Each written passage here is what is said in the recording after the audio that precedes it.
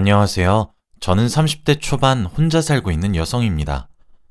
제가 얼마 전에 정말 소름 끼치는 일을 겪게 되었습니다. 그래서 임금님 귀는 당나귀 귀라는 심정으로 이렇게 사연을 보내게 되었습니다.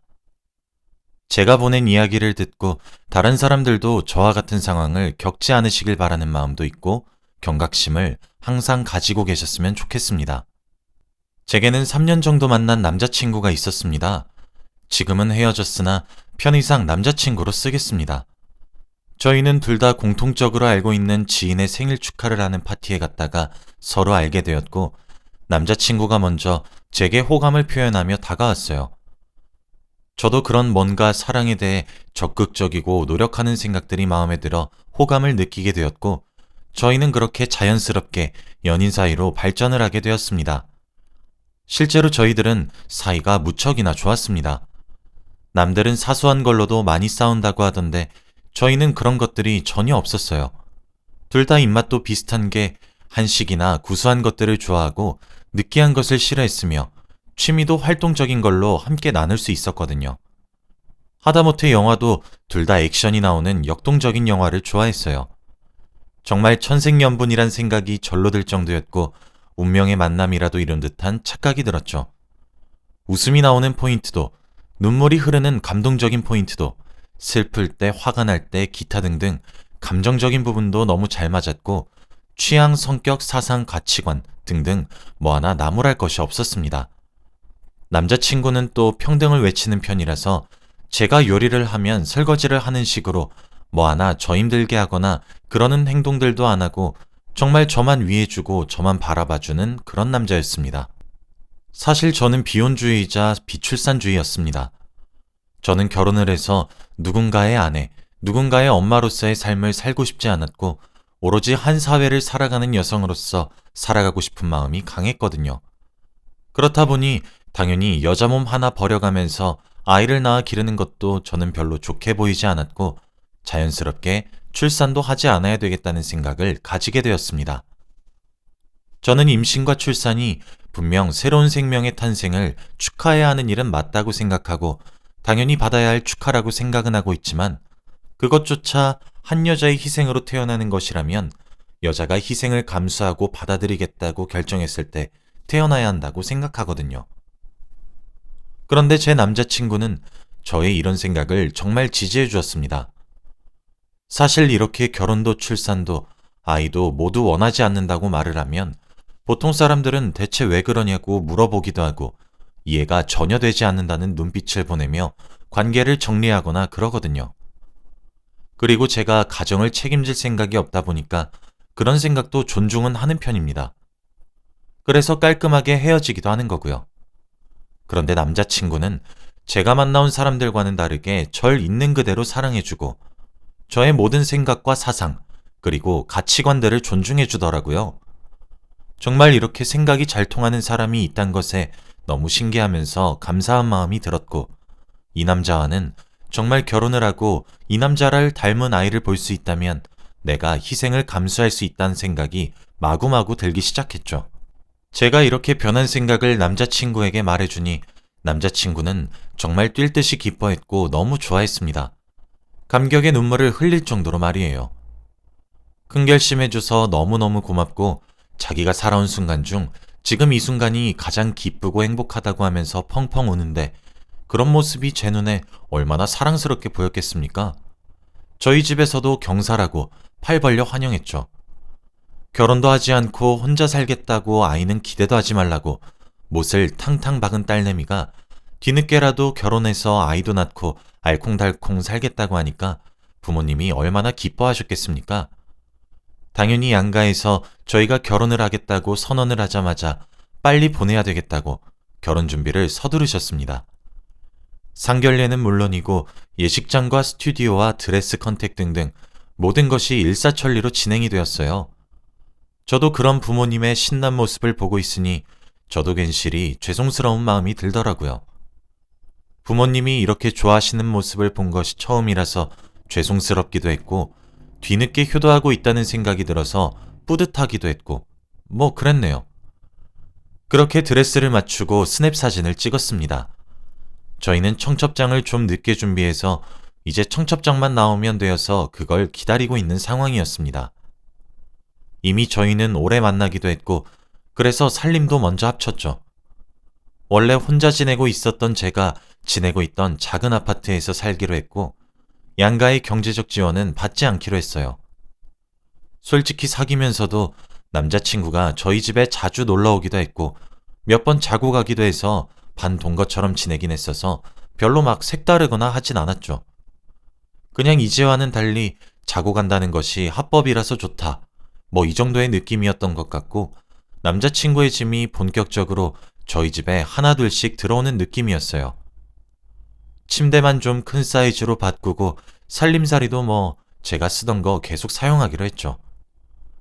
그러던 어느 날이었습니다. 남자친구와 함께 잠을 자고 있었는데 남자친구에게 전화가 한 통 걸려오더라고요. 남자친구에게는 20년도 넘은 정말 친한 친구가 한 명 있었는데 그 친구의 아버지가 돌아가셨다는 전화였습니다.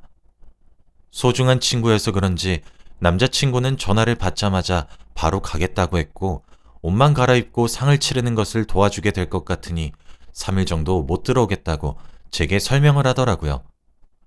그런데 저도 3년이란 시간 동안 남자친구를 만나오면서 그 친한 친구분의 얼굴을 보지 못했던 것도 아니고 종종 남자친구가 친구분을 설명할 때 형제 같은 친구라고 몇 번씩이나 언급했었어가지고 저도 쿨하게 보냈습니다. 제가 남자친구였어도 똑같이 행동을 했을 것 같았거든요. 그렇게 남자친구가 없는 동거 생활을 하고 있었습니다. 합법적인 동거를 시작하고 처음으로 남자친구 없는 침대에서 자게 되었어요. 그래서 그런 것인지 아니면 마음가짐이 달라져서 그런 것인지 참 싱숭생숭하더라고요.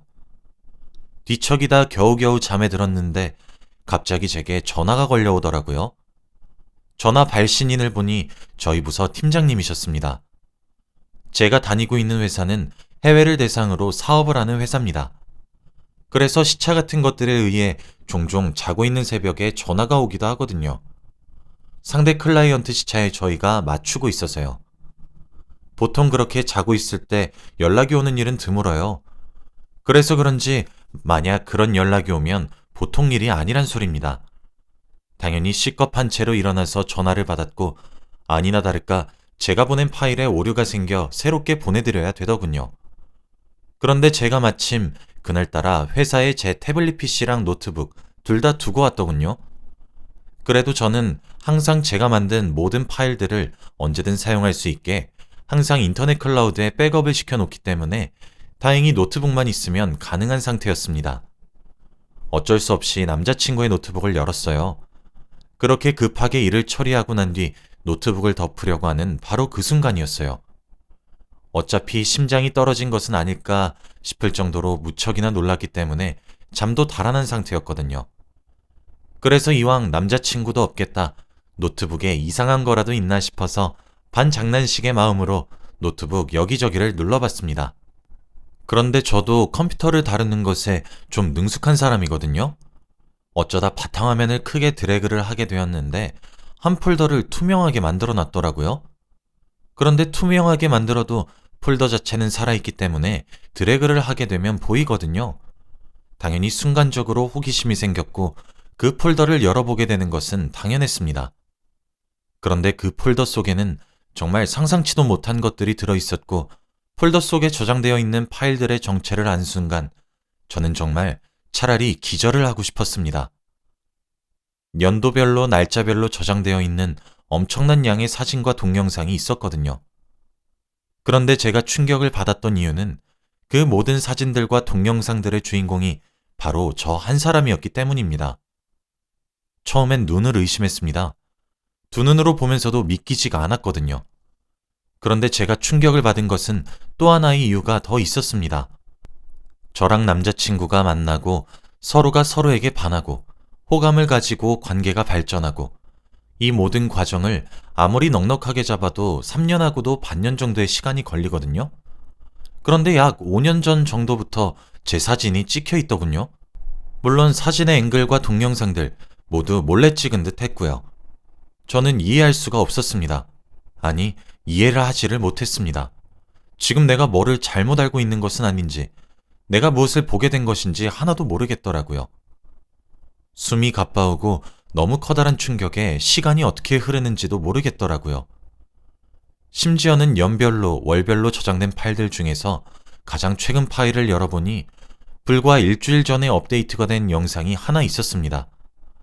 그런데 그 영상조차도 제가 화장실에서 샤워를 하는 영상이더군요. 그 이외에도 저희 집 곳곳에서 제가 알아차리지 못하는 순간에 찍혀 있는 영상들이 무척이나 많았습니다. 설마 하는 심정으로 그 영상들을 찍었던 곳을 뒤졌습니다. 무슨 생각을 하고 있는지도 기억이 나지 않아요. 그런데 거실에 한 개, 화장실에 한 개, 제 화장대 거울 근처에서 한 개, 30분 동안이나 아주 교묘하게 숨겨져 있는 몰래카메라를 발견했습니다.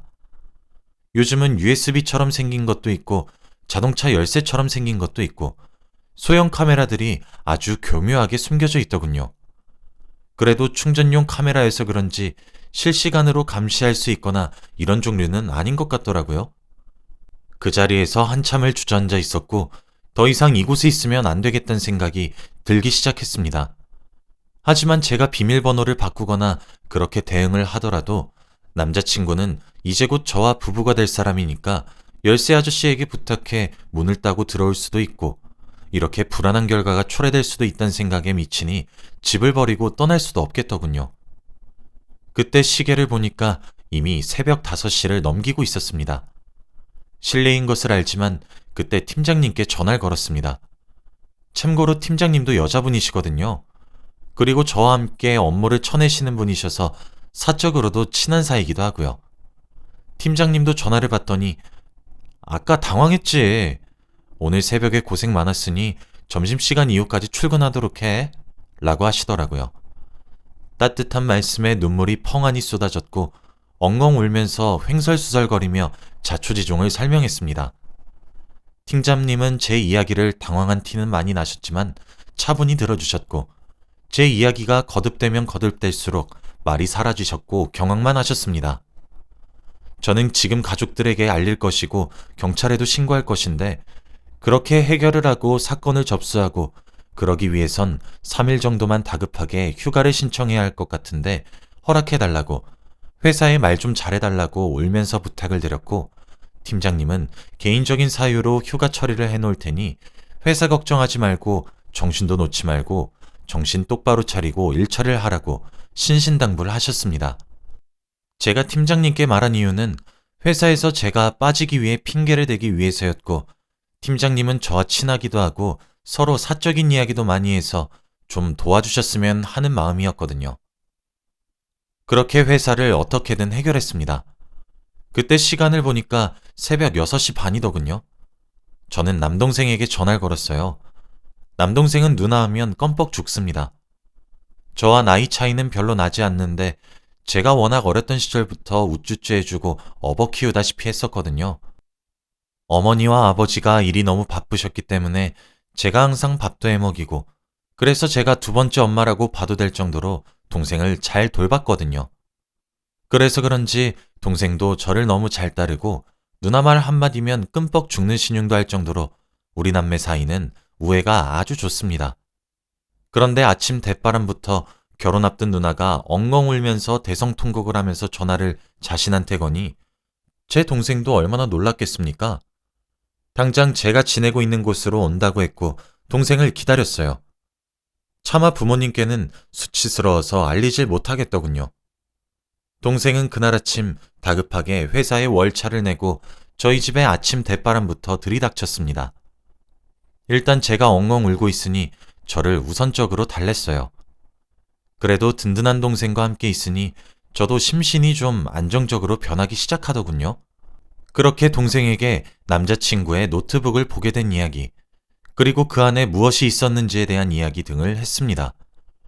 동생도 경악에 찬 눈길로 제가 찍힌 영상과 사진을 일일이 보진 않았지만 대충 어느 정도의 수위인진 작은 사이즈로 봤고 그 후 경악을 하더라고요. 동생은 저에게 누나, 정신 똑바로 차려야 돼. 누나가 지금 제일 정신 차려야 돼. 내가 옆에 있잖아. 그러니까 괜찮아. 다 괜찮아질 거야. 그러니 누나, 정신 똑바로 차려. 알았지? 경찰에 신고하자. 엄마한테도 알리고. 누난 수치스럽겠지만 누나, 이거 부모님도 아셔야 해. 응? 내가 옆에 있잖아. 걱정하지 마. 누난 아무 잘못도 없어. 내가 다 알고 있어. 내가 누나 다 알아주잖아. 응? 하면서 절 설득했어요. 그렇게 아침 9시경에 부모님께 동생이 전화를 걸었고 차분하게 모든 이야기를 했습니다. 제가 할 순 없었어요. 전 그때도 패닉에 빠져 있었거든요. 오전 10시가 되자 저와 남자친구가 동거를 하고 있었던 집에 저희 네 식구가 모이게 되었고 엄마는 현관이 열리자마자 신발도 제대로 벗지 못하고 뛰어들어와 저를 끌어안고 울기 바빴고 무뚝뚝하다고만 생각했던 아빠도 노발대발 화를 내기 시작하더군요. 동생은 부모님께도 진정하고 차갑게 식혀야 한다고 진정시킨 뒤 경찰에 신고를 했습니다. 저희는 최대한 빠르게 모든 증거를 찾아가서 증거로 채택되어 그것이 문서로 남길 원했습니다. 남자친구는 친구 아버님의 3일장으로 도와주고 있으니 내일 또는 모레에나 집으로 돌아올 테니 제게 남은 시간이 얼마 없었던 거였죠. 경찰에 신고하니 20분도 채 되지 않아 저희 집으로 경찰관이 도착했고 자초지종을 들은 이후 지원을 요청했어요. 그렇게 지원받으신 분들이 저희 집을 수색하기 시작했죠. 어차피 아직 혼인신고를 한 것도 아니었고 집도 제 명의였으니까요. 그렇게 저희 집 수색 결과 소형 몰래카메라는 총 10대가 추가적으로 더 나왔고 모든 카메라에 지문을 채취했습니다. 남자친구의 노트북도 압수가 되었어요. 그렇게 경찰서에 찾아가 사건의 주소도 다 쓰고 난 뒤 저희 부모님은 제 예비 시댁이 될 뻔한 곳을 찾아갔습니다. 그리고 찾아가자마자 아빠는 시댁에서 깽판을 치셨고 욕 한 번 하지 않았던 엄마도 쌍욕을 하기 시작했어요. 동생도 합세하고 싶어하는 눈치였는데 제가 너무 불안한 상태라 그런지 제 곁을 지키더군요. 영문도 모른 채로 어리둥절하면서 당황하는 그 집 부모들은 왜 이러는 거냐며 소리를 빽 질렀고 저희 아빠는 자초지종을 거의 고함을 지르듯 이야기를 하기 시작했어요. 당연히 그 집에서도 충격을 받았고 어머님은 주저앉으셨고 아버님은 남자친구에게 전화를 걸더군요. 상황이 상황인지라 남자친구는 아버지의 설명도 채 듣지 못하고 바로 이쪽으로 오겠다고 한 뒤 찾아오더군요. 지금 생각해보니 아마 몰래카메라라는 단어 하나만 듣고 난 뒤 모든 상황을 예상했던 것 같습니다. 그러나 저는 더 이상 남자친구를 보고 싶지 않았고 자리를 뜨고 싶었고 제 의견을 존중해 저희 가족들은 저를 데리고 자리를 피했습니다. 동생은 그 집을 떠나기 전 이렇게 깽판 친 것들 다 청구하라고 말했어요. 우리도 더 이상 좌시하지 않을 거라고 스토커 집부터 몰래 촬영 영상들까지 모든 것들 이미 경찰에 신고했고 증거로 채택될 것이니까 이걸로 소송 걸 거니까 콩밥 먹을 준비나 하고 있으라고 소리를 지르더군요.